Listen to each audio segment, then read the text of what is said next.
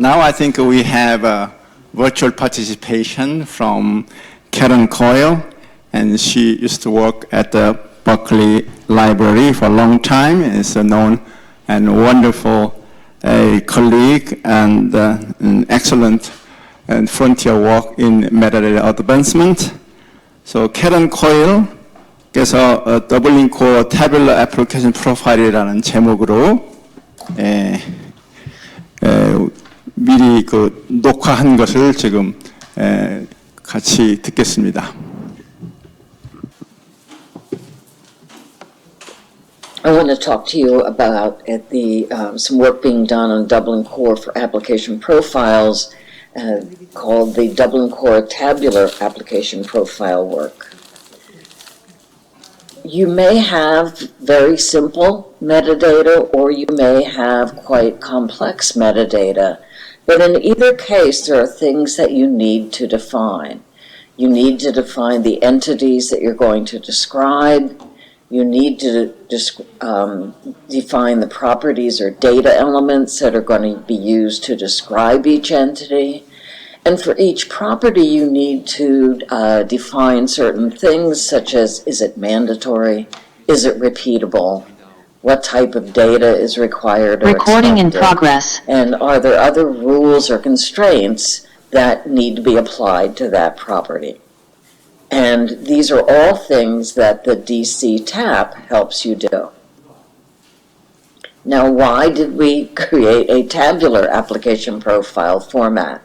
Because tabular is the most common format that's used for profiles that are created as documents. And most people are creating their profiles in a document form.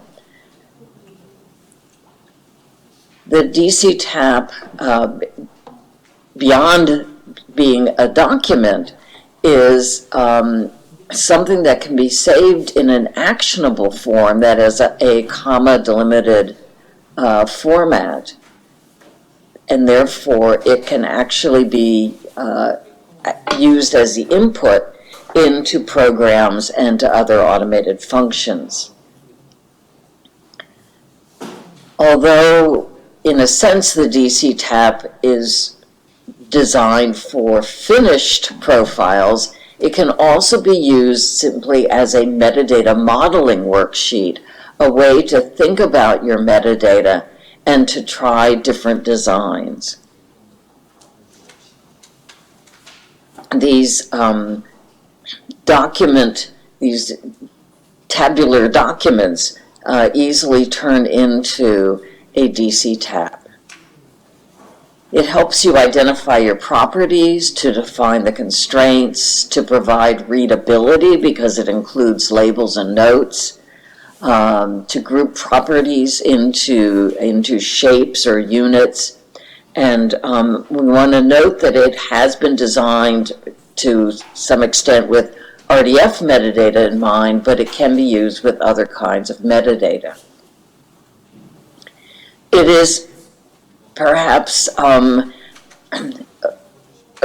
seemingly simple in that you have only 12 elements in the application profile, but it is actually very flexible and can express a large number of different situations. So this is a diagram for a very simple metadata profile, one that using the typical book, author, and publisher information. And you can see that it's quite compact, and that profile can be expressed as a DC TAP. So the way to do this is you start with each thing that your metadata is going to describe, and you define the data elements that we're calling properties, which is the RDF terminology, the data elements that are going to be used to describe that thing. It is suggested that you use terms from existing vocabularies, mixing terms as needed, which is possible both with XML and with RDF.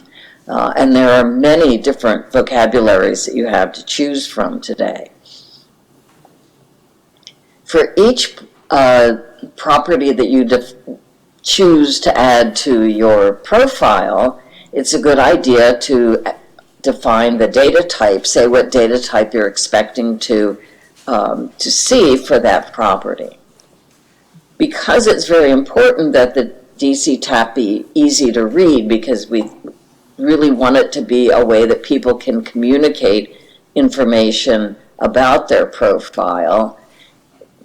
There are labels and notes for all of the elements in the DC tab, and you can use these. You don't have to use them, but they make it possible for you to say more in a human way about your profile.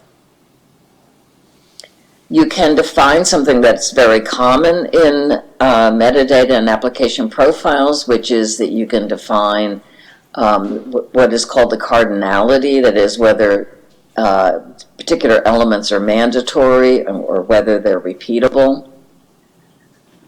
For RDF-based metadata, you can define the node type, which becomes very useful, especially when you if you begin to use a validation program like Shex or Shackle. There are many ways to define other constraints. So you can say that the value must be taken from a list of terms. You can say that the string has to be a certain length. You can say that the numbers can be, you can give the minimum and maximum for numbers, such as in this one, the year of publication must be at least 1900. And there are many different ways that you can further refine the definition of your values.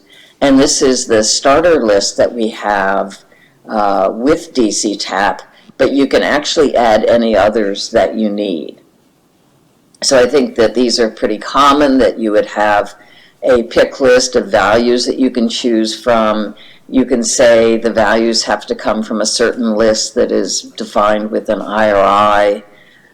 People use patterns like a regular expression. You can add language tags to strings. And again, you can do the minimum and maximum length and value. Groups of properties that are shown as the boxes in the diagram I showed you are called shapes in the DC tab. And shapes are given local identifiers, so you basically give a name to your shape, whatever you wish to do. And here you see two shapes. There is a book shape and a person shape. And the way that shapes are connected is that you can have a property that has as its value a shape, and that connects it to the shape itself in the tap, and the only requirement being that they be exactly the same string. Now, once you save a DC tap in common limited format, it can be converted to any other format relatively easily. CSV is a form of data that it comes out of databases, and almost all programming methods have a way, built-in way to deal with CSV. So here's an example of a DC tap that has been converted to JSON, but you can convert it to other things as well. So we want you to think of DC tap as a beginning. You can extend it by adding columns for things you need that aren't there. Again, think of DC tap as being a core, as in Dublin core, always just a starting point. You can also extend it by adding other value constraint types, other ways that your data needs to be evaluated. So to get a starting point for DC TAP, If you go to the GitHub area for DC TAP, which is Dublin Core's GitHub area DC TAP, we have templates there that you can use. You can get the CSV, which if you click on that will probably open up a Google document for you. You can use Microsoft Excel, you can use OpenOffice. So all of these are available for you just as a quick way to grab this and get started. So there's much more information at the DC TAP GitHub repo. We have a primer that gives you, that really walks you through how to create a DC TAP. There is, of course, a mailing list. And if you use GitHub, you can post questions on GitHub if you have any questions for us. So that's a very, very brief introduction to DC TAP. And I hope that you will ask any questions that you have. And also, if you do make use of DC TAP, I hope that you will share it with us. Thank you.